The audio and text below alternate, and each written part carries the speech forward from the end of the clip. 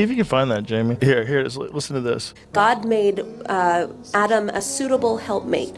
And he made that helpmate not because she's weaker, but because God has given men a capacity and a responsibility that women do not have. And we have to be honest about it. We can say he's not a man, he doesn't know how to lead, he doesn't whatever. There's still a capacity inside of him that God did not give us as women. And one of the biggest examples that I can give of that, imagine it's raining and you're in New York City. People start selling umbrellas on the street.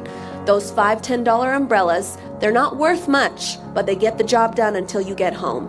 Imagine you have that man. You have the man that gets the job done. That man, no matter how little you view him, is made to handle the rain. If you didn't have that umbrella, you would come back home smelling like what you were poured on. And if God gave you a man like that, then you have to be the woman that can hold up that man, because an umbrella that is not used, it can be for the rain, for the sun, it shields, it provides shade, it allows what's under it not to be touched. We are the vessel, not weaker. We are the vessel that was meant to let the one that God gave us be held up and used for what he was made. And if God gave me, which he did, my man's about as heavy as this table. That means God made me capable of holding him up. If my man is not doing what he was made to do, it's because I, as his wife, am not holding him up. One thing I will credit myself to is that that man can come and do what God has him to do, because on the back end, he is being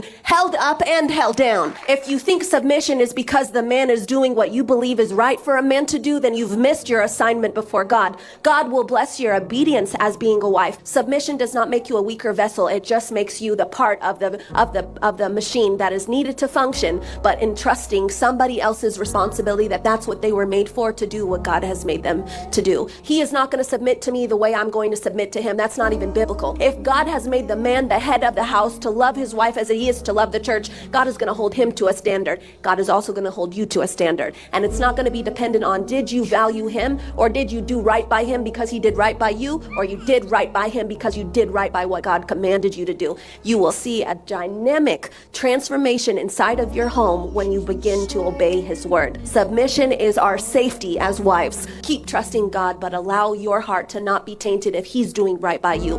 God will make him do right by you. God knows how to reach the man that he gave you so that you don't suffer and cry, so your child doesn't suffer and cry, and so you don't live in a house that is just like what you've always seen. You will be the chain breaker of marriages and relationships and love in this life if you just do it God's way. See if you can